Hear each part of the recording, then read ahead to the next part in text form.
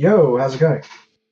And we're actually going to have a slight culture warsy bent this week, which is unusual, but we're going to go there. So we're going to talk about David Leyonhjelm inviting Milo to visit Parliament. I was about to say the White House, but it's actually Parliament House. And I guess it's technically white. It's actually more of a beige colour. Is it? Okay. It kind of looks Off-white. Off-white. The off-white house. And we're going to talk about the Hottest 100, which has stirred up a bunch of controversy because talking about Australia Day / Invasion Day came early this year. So let's start off with David Leyonhjelm because I have strong feels about this. So this week, late last week, David Leyonhjelm put out an invite to his parliamentary colleagues and their staffers saying that he's going to have a session inviting Milo Yiannopoulos to attend to basically have just a sort of a meeting in Parliament House where presumably he'd address the group. Yep. And this unsurprisingly provoked outrage basically amongst everybody except people who like Milo, who are very well pleased with themselves. So how about you go first, Vikas? Because I've got opinion. if you're in the Australian Libertarian Society Facebook group, you would know that because I spent about a day and a half fighting everyone. Yeah, so first, one thing I found myself continuously correcting people on, again, in the same group, was this notion that Milo is a libertarian. He isn't. He's explicitly stated he's not. And simultaneously, like a year ago, he basically took the massive piss out of libertarians, and nothing has indicated that he's changed his opinion on that. In fact, I would go as far as to say if the pedo thing hadn't happened, where his statements about pedophilia and all of that, which were something that he's sort of elaborated on, I would say that he would not be talking to David Leyonhjelm at all. In fact, he'd probably be talking to Pauline Hanson. Or anyone else, really. Anyone else who will talk to him. Anyone except a libertarian. So let's get one thing straight. He's not a libertarian. He doesn't promote libertarian ideas. He promotes freedom. He promotes freedom. Said that, there's this discussion of the cultural libertarian, which is... It's come up. I think it's a term that was coined by one of the other authors at Breitbart when Milo was still there. So it seems that there's this. But anyone can be culture. But anyone can be culturally. Yeah, anybody can be a cultural libertarian, right? Anyone. Yeah.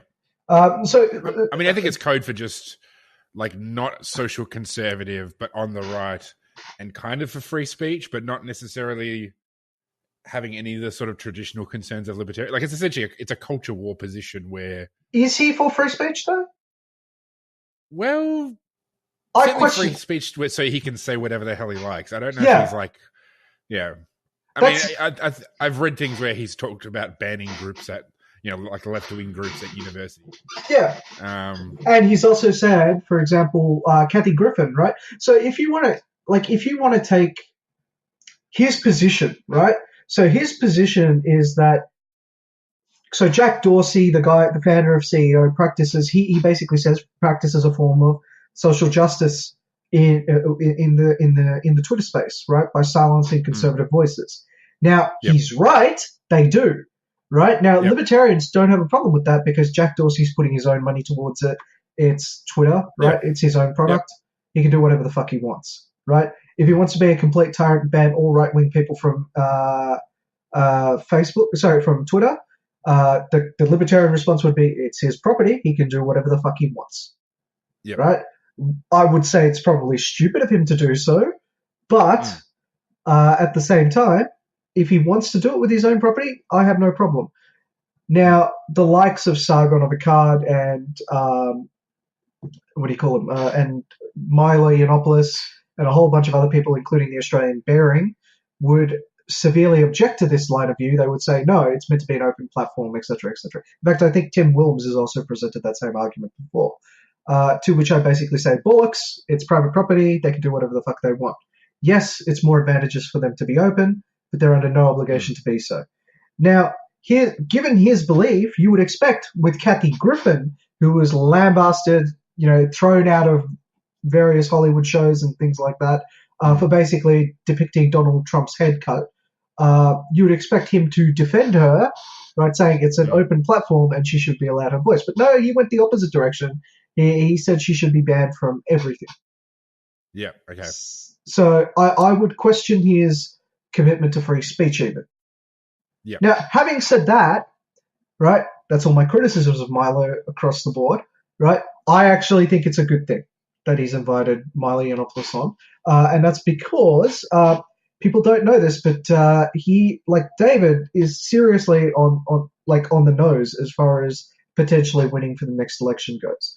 This move might actually win back some of those Pauline Hanson voters, right, who are obviously contrarian voters to begin with, right? And they probably and would be definitely pleased by the people who got outraged by David's action. Correct. Yeah. So they are the most likely to vote for him, and they are probably less likely to go with Pauline Hanson now because David made the invite. So David's got the credit for that. Yep. Having said that, there's a real risk here that Milo, being Milo, will blow that up in David's face, going like, libertarians are a joke, as he has done before. Yep. Yeah. I mean, so I mean, I understand the argument. So my issue is much the same in terms of criticism. I don't think, I don't like. Not only so I don't think Milo actually stands for much at all. I think he's a troll. I think he's a lightweight. I actually don't think. I mean, he's obviously very smart, but he's made his bones just being controversial. It's not like he's written anything that's actually of any real substance, which means I sort of don't really value his output. Where someone like Ben Shapiro, I think, feels the same sort of kind of incendiary figure, but I think he's actually a solid thinker. He clearly understands all aspects of his thinking and alternative positions, and he can engage on it, even if it's as a flamethrower. Sure, but sorry to interrupt, but maybe it would help your position more if you kind of saw Milo as a comedian and less as a political thinker. Yeah. So I mean, that's fine. So I think he is an entertainer, which is okay. Except I don't see any sort of inherent value in that. So I don't know. It's just a sort of background to say that I just don't really respect Milo. I don't think he's anybody necessarily has to listen to, or he has anything of any real value to say. I mean, I understand the point that it's obviously trying to generate publicity, and it's certainly generated a lot. And even interestingly, someone like I've heard some sort of LDP people who sort of nominally kind of left libertarians defend David's actions, which was interesting because I was like, I would have thought they'd be more sort of inclined to be sort of where I stand on the issue. The problem is, so yes, it gets a lot of attention, but what sort of attention? Because Milo doesn't just bring himself, he brings a crowd.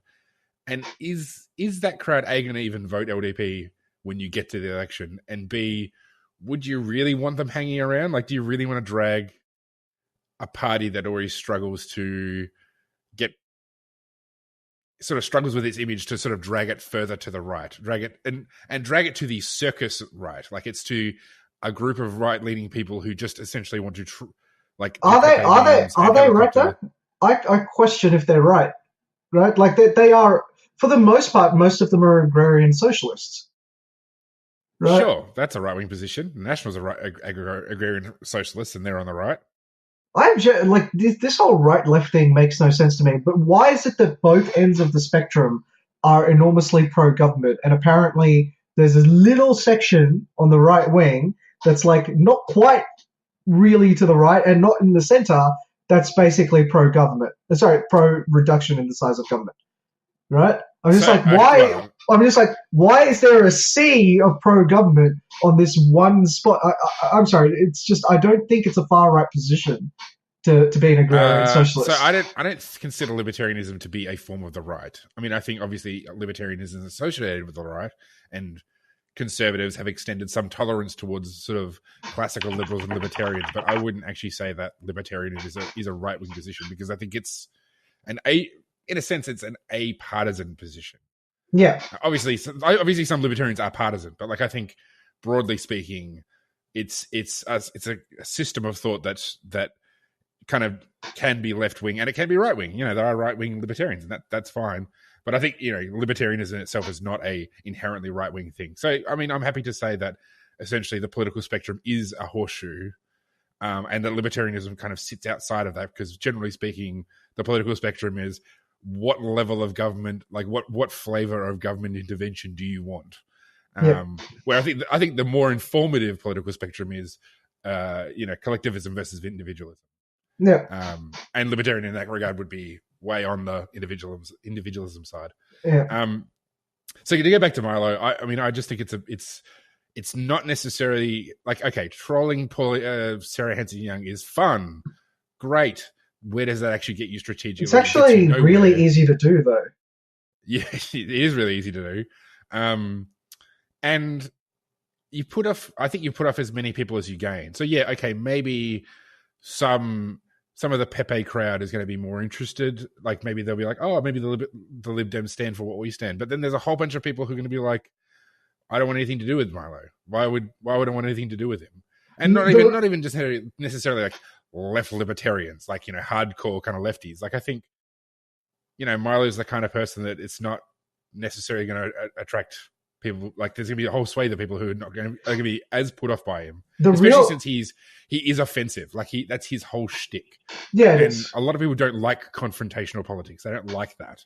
I mean, so for people who want to burn the left to the ground, they love Milo. Of course, they love Milo because he's the one with the matches. But there's lots of people who just have no interest in that kind of politics at all, in any way. They want sober people behaving like adults rather than children. Okay, but to that point, the calculus there, I guess, is will it result in more losses than it will in gains, right? Yep.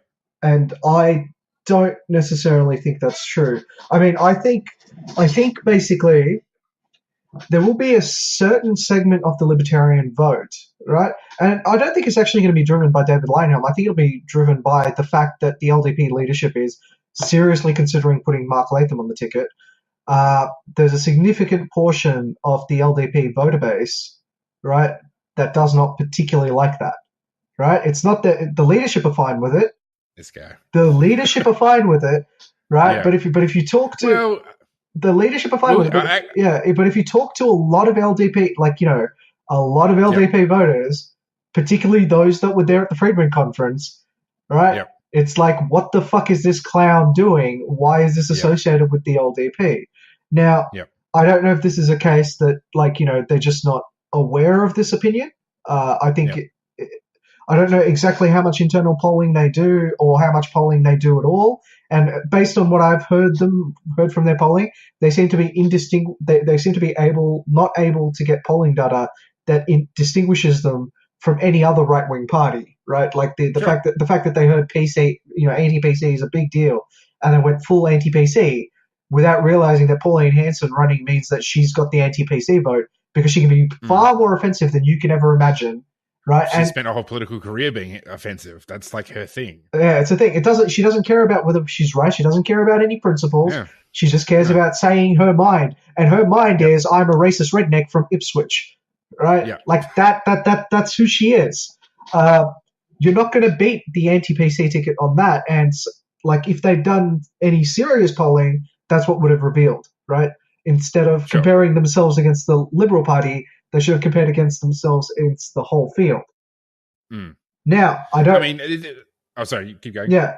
Now, that's why I'm curious to see what Milo will do, because Milo might be able to bring numbers back across, but it won't be the LDP party as you and I basically recognize it. It'll be a reactionary wing of cultural libertarianism. Yeah. Well, I guess there's, even sort of within kind of the circles we mix in, there's plenty of. I mean, I call them the Pepe crowd because that's what it really is about. It's about Kekistan. It's just sort of this, But a willingness just to burn everything to kind of make a point, but I'm not sure what the point is. yeah, I mean, this. I mean, this. I mean, I think I might have mentioned this last week during the show, but yeah, I mean, we've both been part of discussions, like not just sort of in the public forums of the kind of the Australian Libertarian Society, but also some of the private groups where it's just sort of the admins of the various groups. And yeah, it's a contentious issue. Like I'm definitely against it. I think it's a terrible idea to put Mark Latham anywhere on the ticket. My argument is he's burned every single bridge with every organisation he's ever had anything to do with. Like he torched himself in the Labor Party. He's torched himself at Sky News. Like the guy can't make friends because he's just not that kind of person. Like he behaves like a child, you know. Like the whole notion of him breaking a cabbie's arm is like, I think more or less is still the kind of thing he goes, like that's how he sort of goes about his business. So like I think internally, like it's not going to be helpful. And considering that he's basically now sort of morphed in his career to being essentially an anti-PC, anti-feminist kind of troll, well, what's that got to do with libertarianism? Like, it's got nothing to do with libertarianism. I mean, maybe some libertarians are like that, and obviously, you know, we would both have seen a lot of that, but that's not what the core ideas of libertarianism is about. It's about the state. It's about spending. It's about war. It's about drug policy. Like those are the things that, if you're going to have a distinctive libertarian party, that's what it's got to be about, because that's the only thing that makes us different. Yeah, but but they would argue that freedom of speech is a central tenet, and I agree with them. There is some merit to talk about that. And PC culture, well, here's the thing. But when they talk about free speech, though, sorry to interrupt, but like when they talk about free speech, it's the freedom to be a dickhead. That's what they wanted to be. It's not like they're going to defend. Like, you know, you or I, if there was like a mosque that was being threatened with sort of being, zoned out or whatever, we would defend that. I mean, I can't see Mark Latham going to the ramparts and rallying his supporters to defend the right of them to build a mosque in Bendigo. Like, no, but see, here's the thing. The fact that they're hypocrites, right? They are hypocrites, right? Let's get that off the bat straight off to begin with. But the fact that they're the hypocrites doesn't mean they're wrong, right? They are with particular issues like 18C, like the government bill to quash, contractors talking about what goes on in Miners Island. These are big issues that technically need champions in the libertarian movement.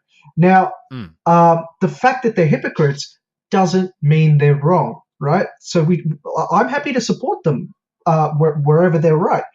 Wherever they're wrong, I'm going to call them out on it. And that's why with respect to the Milo thing, unlike yourself, I'm just on just let it happen. Let's see where it goes, right? And I think the most harm that can be done is that people who do call themselves libertarians might be alienated by that and may or may not vote for the party. But that's not the arithmetic, or rather the numbers on the board right now are that David needs to get more numbers to basically stay in Parliament, right? Yep. And the strategy of catering to people, preaching to the choir effectively, is not necessarily going to generate more votes. If he's going to lose some of the choir and then get an orchestra, I think he's probably willing to make that sacrifice. Yeah, but what's the band? What are they playing? That's the thing. I mean, like once you, I mean, if the party doesn't stand for anything, what's the point of having the party? I mean, that's essentially what the Liberal Party is. Like, if you want a party that doesn't stand for anything in particular, but has some people in it who talk about free markets and then a whole bunch of people who don't. Yeah. Well, we've already got a massive party that does that more than adequately, who talk the talk and don't walk the walk. So, I mean... Don't get me wrong, I agree with you. Yeah. I mean, like, I think there's a few things. So firstly, was David elected because he was a libertarian, or was he just elected because he just got elected? I mean, like the nature of electoral math is just that sometimes people get elected and it's a fluke and it can't be explained easily, and that's the way it is. And I'm more inclined to think that that's the case. Like, I mean, I've seen LDP people talk about how they have a sense of who's going to get elected or not, but I think they probably believe they're right, but I'm just skeptical. Like, I think it's minor party politics being what it is, unless you're the Greens and have this solid rusted on vote that you can, and you've got 20 years of experience of getting the same seats. It's just been potluck. Like, we've got David, we've got Aaron Stonehouse. I mean, before the West Australia election, it wasn't like there was any libertarians out there coming to me saying, "Oh, you need to watch out for this South Metro, upper house spot." Like, we think we're in to win. They were optimistic, but they would just thought, yeah, we'll give it a crack, and that's fine. It's not a problem that they can't plan this stuff out, but it's just to say that, saying, oh, well, the libertarian, talking about libertarian ideas worked before, but now it's not working, so we need to change the strategy. Well, how do you know it wasn't working before? How do you know it even worked to begin with? It could just be a fluke. And if it's just a fluke, then there's no point selling out the party to crappy ideas in order to try and chase a vote you'll never get again, because the magic 8-ball of electoral math has changed its answer, and now we've got a different result. So, so that's one aspect. The second aspect is, I think it's okay to lose, and if you are defending ideas you think are important, I think it's okay to not win. And I think once you go to that well of, okay, let's just become a populist party, populist, right-wing, anti-feminist, anti-PC party. Once you start going to that well, you just have to keep going to it, because you'll be attracting more and more people who want to hear that, and they're never going to care about this other stuff. Like, if they're not on board for any of the other libertarian ideas that we've got to begin with, well, they're not going to develop it. It's not like you're going to have this, conversion, this mass conversion on Pentecost, where you'll get the all this anti-PC crowd together, and David will stand, and fire will descend from heaven above to the heads of everyone, and they'll all become Christian. They'll all become libertarians. They've got their preferences already. Once you start pandering to that, you have to just keep pandering to it, and then where's the brand of the party? That's a good point. Sorry, you just kept going on and on and on. I was just like, okay. Yeah. So we should probably move to the second topic. Sure, yeah. So what was this? Oh, we're going to talk about the hottest 100. So this is second part of the culture wars. Second part of the culture wars. So today, Triple J have announced that they're going to move the hottest 100 countdown, which has been for 20 years or something, has been on Australia Day. They're moving it to the fourth weekend of January. So more or less it's going to be like a couple of days after Australia Day. I mean, it'd be a bit awkward if Australia Day landed on that day. So I don't know how they're going to do that, but I guess they're going to pick either the Sunday or the Saturday, depending how it works out. But essentially they're moving it away from Australia Day because of concerns about, Invasion Day, essentially. They've essentially signed up to the whole Invasion Day thing. So here's the thing. I think Triple J has misunderstood that they're basically playing the soundtrack to Australia Day. They're not representing Australia Day. Australia Day happens whether or not they play their hottest 100. It did before they started. It will after they've stopped. It's just the way it is. Now, what I suspect they will find is that the amount of listeners for their Saturday broadcast will be less than last year. And it'll primarily be because it's Saturday, so it's not going to take as big a hit. But I think what they'll find is a vast majority of people were listening to that broadcast specifically because it was on Australia Day and because it was on all day, and it was just like, hey, I want to play music. Yeah. And it's coming through Triple J. I've got the hottest 100. At a party, or they're out having a barbecue, or they're out at the beach, and they can just turn it on and have it there. Yeah. So, I mean, you'll still get people doing that, but it'll be a considerably smaller number than everyone who was celebrating Australia Day.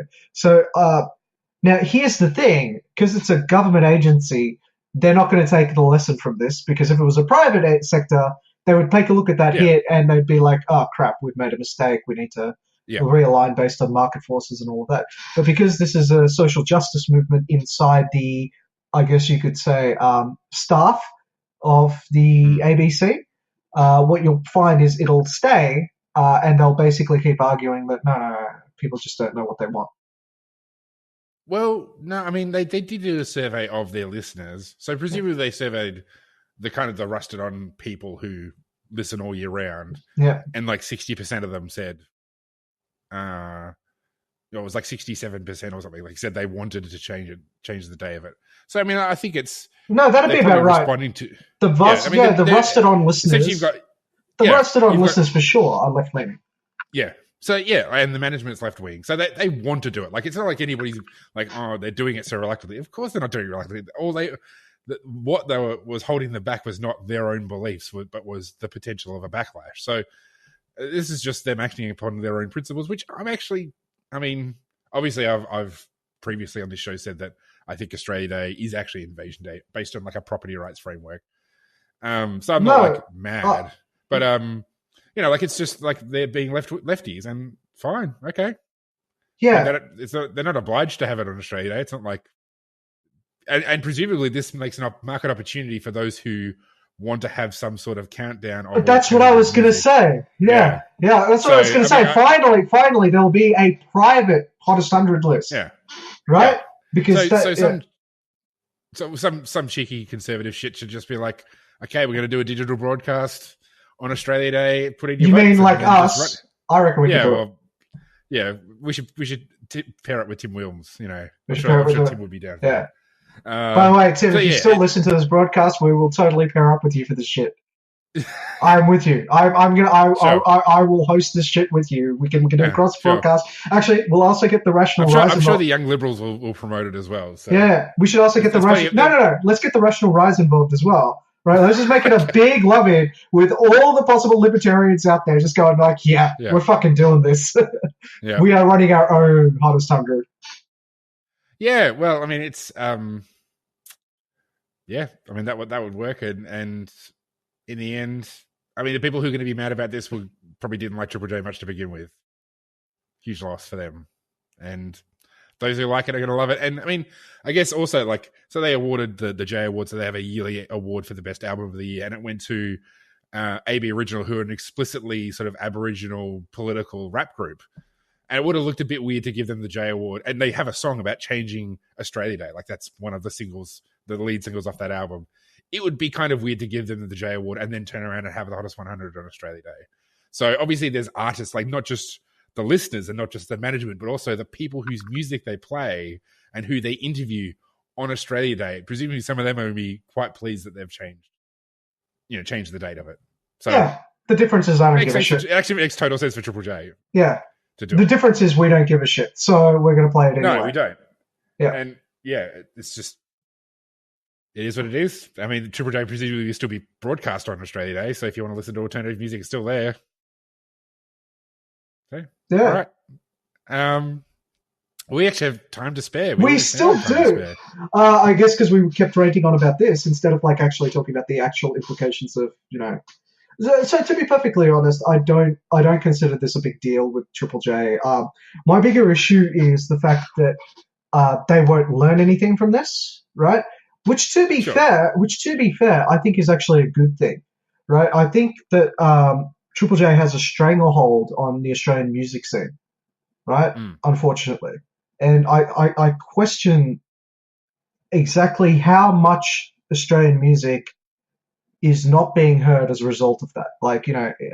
Basically you have to fulfill their criteria, right? Sure. You're right. Yeah. So I question, because it's really left leaning, most of the Triple J stuff. I question if there are other artists and if they aren't so left leaning and if they're finding that they're not getting any playthrough as a result of that. I mean, unless there's a hidden right wing kind of music scene, I can't really imagine there would be. I think. Yeah, you're right. It just doesn't seem to me. It's not like there's any big bands. It's not like Foo Fighters have come out since the day when they were playing Triple J and said, "Oh yeah, we've been conservative this whole time." The only basically the people who are conservative in the music industry are Kid Rock and Ted Nugent and people who are barracking right wingers. They're not just secret righties. Yeah, and the one people make a noise about this, and the one that people forget is The Offspring. Oh, really? Yeah, they are major conservatives. If you've ever, come on, one of their songs is that "Say No Way, Say No Way, No Way, why don't you go fucking get a job?" Yeah, so. Okay. Yeah. I guess I can't honestly say. And if you listen, 1997, and if you listen to the kids aren't right, the song's basically going on about how people are having premarital sex and all of that. I'm honestly surprised that you have not put one and one together on this one. Yeah. I don't really like The Offspring a whole lot. So fair enough. Yeah. Yeah. Pretty Fly for a White Guy pretty much killed it for me. If there was any interest before that, so yeah.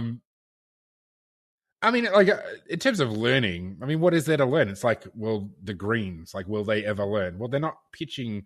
Their message is not pitched to Middle Australia. It's pitched to a certain demographic. A fringe, yeah. To produce the same. So. Well, coming back to our first topic, then shouldn't David be trying to find his fringe to pitch to? Well, yes. I mean, there is a libertarian fringe. I mean, I think one of the things is always like there's always more people out there who probably don't even hear. Actually, that's probably not true of libertarians. So, I mean, I remember when I was in the Australian Christians, they always talking about how we just need to let people know we exist and then they'll vote for us. I guess the nature of libertarians is that they're probably all of them are aware of the LDP. So, I don't know. I mean, I think David himself probably is actually quite happy to have Milo as well. So, like in some regards, it's just his own personal thing. Like he's a bit of an abrasive guy. Yeah, that's true. That's true. Anyway, I suppose we should call it. Yeah, that's it. Yeah. So, yeah, I think we're going to try and have a gaming session sometime in the near future. So we'll be advertising that. We'll do a live stream and I'll play CS:GO badly and Vikas will play sort of all right. Why don't we actually make like a comp team and then see how everyone goes? Okay. If we can find some people to do it. Yeah. But usually it'll probably be me yelling at you guys going like, why can't you guys just pick the corners? I literally know. I mean, I know CS:GO exists. I know there's guns. I know there's terrorists and counter-terrorists. I just hit Gold Nova on it, okay? So which is goodness. Yeah, but that's, to be fair, that's a whole other discussion that we should have. But, okay, yeah. So catch everyone next week. We'll catch everybody next week.